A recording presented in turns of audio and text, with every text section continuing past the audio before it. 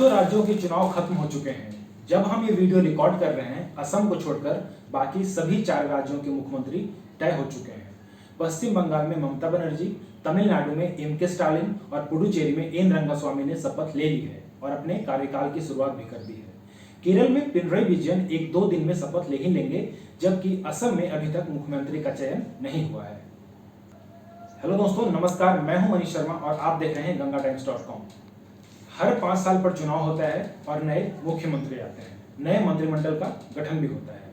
लेकिन क्या आप जानते हैं कि ये प्रक्रिया इतनी भी सरल नहीं है जितनी हमको और आपको दिखती है।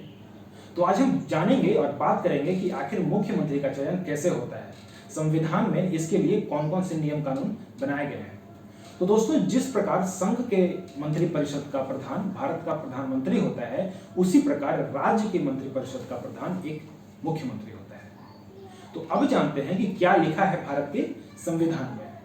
भारतीय संविधान का अनुच्छेद 164 कहता है, the chief minister shall be appointed by the governor and other ministers shall be appointed by the governor on the advice of the chief minister and the minister shall hold office during the pleasure of the governor. इसका मतलब ये हुआ दोस्तों कि भारतीय संविधान का अनुच्छेद 164 कहता है कि मुख्यमंत्री की नियुक्ति राज्यपाल द्वारा की जाएगी तथा अन्य मंत्रियों की भी नियुक्ति मुख्यमंत्रियों की सलाह से राज्यपाल द्वारा की जाएगी। मुख्यमंत्री राज्यपाल के प्रसाद पर्यंत अपने पद धारण करेंगे। इसमें अगला जो पार्ट है, इसी 164 जो अनुच्छेद है उसका अगला पार्ट है कि provided that in state of Chhattisgarh, Jharkhand, Madhya Pradesh and Orissa there shall be a minister in charge of tribal welfare who may in addition to be in charge of the welfare of the scheduled castes and backward classes or any other work। इसका मतलब हुआ कि बिहार, मध्य प्रदेश और उड़ीसा राज्यों में जनजातियों के कल्याण का भार साधक एक मंत्री होगा, जो साथ ही अनुसूचित जातियों, पिछड़े वर्गों के कल्याण या किसी अन्य कार्य का भी भार साधक हो सकेगा। अब बात आती है इसमें एक और, इस अनुच्छेद में इस अनुच्छेद का जो संशोधन हुआ था 2003 में हुआ था, उसको हम 2003 का संविधान संशोधन कहते हैं।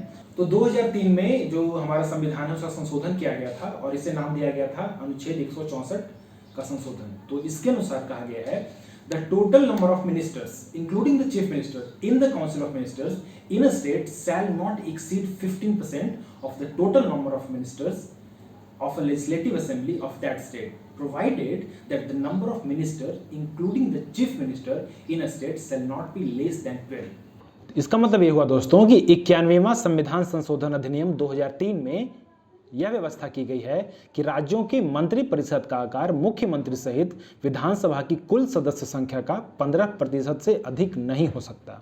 यहाँ पर ध्यान देने वाली बात है कि विधानसभा के सदस्यों के 15% की बात की गई है, विधान परिषद की नहीं। और ये भी व्यवस्था की गई है कि टोटल जो मंत्रिमंडल का जो सदस्य होंगे वो 12% से कम भी नहीं होंगे। आगे संविधान के 164 में बी में कहा गया है कि a member of the legislative assembly of a state और either house of the legislature of a state having legislative council belonging to any political party who is disqualified for being a member of that house under paragraph 2 of the 10th schedule shall also be disqualified to be appointed as a minister under clause 1 for duration of the period commencing from the date of his disqualification till the date on which the term of his office as such member would expire or where he contests any election to the legislative assembly of a state or either house of the legislature of a state having legislative council, as the case may be, before the expiry of such period till the date on which he is declared elected, whichever is earlier। चूँकि ये बहुत लंबा अनुच्छेद है तो मैं इसे simple भाषा में समझाने की कोशिश करूँगा। इसमें कहा गया है कि कोई भी वैसा व्यक्ति विधानमंडल या विधान परिषद का सदस्य जो अयोग्य ठहरा दिया गया हो किसी भी कारण से, वो मंत्री नहीं बन सकता। अगर वो एक बार डिस्क्वालीफाई कर दिया जाता है तो उसे फिर से सदन में चुनकर आना होगा और उस समय के लिए उसे अयोग्य ही ठहरा दिया जाएगा और मंत्री नहीं बन सकता है। सिंपल भाषा में मैं आपको बताऊं तो आगे 164 बी के दूसरे पार्ट में कहा गया है कि the council of ministers shall be collectively responsible to the legislative assembly of the state. मंत्रिपरिषद राज्य की विधानसभा के प्रति सामूहिक रूप से उत्तरदायी होगी। थर्ड पार्ट कहता है, before a ministers enter upon his office the governor shall administer to him the oaths of the office and of secrecy according to the forms set out for the purpose in the third schedule. किसी मंत्री द्वारा अपने पद ग्रहण करने से पहले राज्यपाल तीसरी अनुसूची में इस प्रयोजन के लिए दिए गए प्रारूपों के अनुसार उसको पद और गोपनीयता की शपथ दिलाएगा। A minister who for any period of 6 consecutive months is not a member of the legislature of the state shall at the expiration of that period cease to be the minister। तो ये article जो है, ये अनुच्छेद जो हाल फिलहाल में news में था, क्योंकि ममता बनर्जी पश्चिम बंगाल के मुख्यमंत्री जो हैं वो चुनाव हार गई थी और विधानसभा की सदस्य भी नहीं थे। चूँकि विधान परिषद नहीं है पश्चिम बंगाल में, तो ये सवाल उठाया गया था कि क्या वो मुख्यमंत्री बनने के लिए काबिल हैं, मतलब वो बन सकती हैं। तो मैं इसमें तो ये अनुच्छेद काम आता है कि 6 मंथ का, मतलब 6 महीने की अवधि का समय दिया जाता है, उसके अंदर उनको चुनाव फिर से जीतना पड़ेगा किसी बाई इलेक्शन में।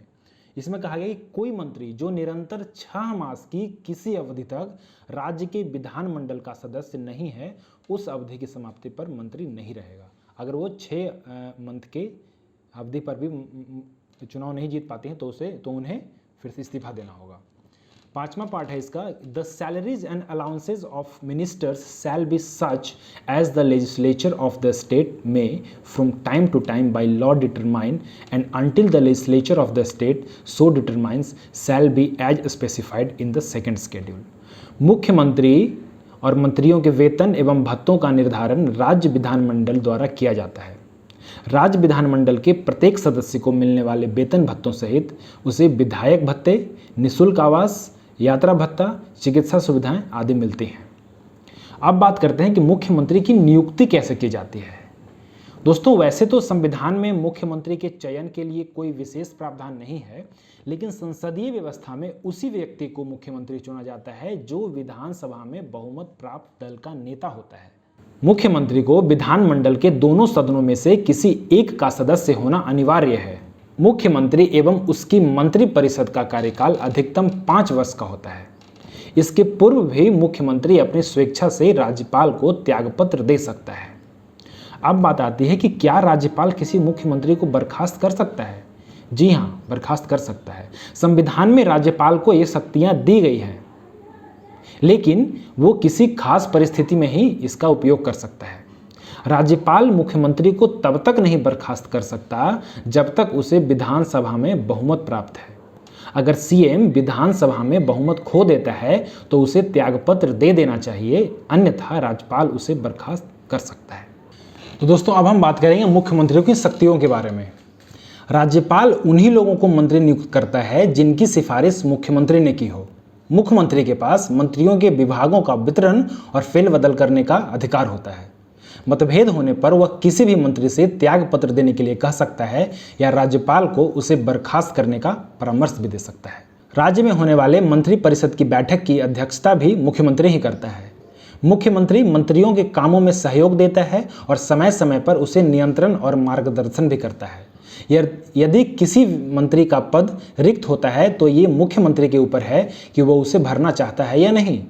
मुख्यमंत्री के इस्तीफा देते ही या मृत्यु के कारण पूरी मंत्रिपरिषद अपने आप ही विघटित हो जाती है। तो अगर आपको ये वीडियो अच्छा लगा हो तो इसे लाइक करें और ज़्यादा से ज़्यादा लोगों तक शेयर करें। अभी तक अगर आपने हमारे चैनल को सब्सक्राइब नहीं किया है तो अभी सब्सक्राइब कर लें। धन्यवाद।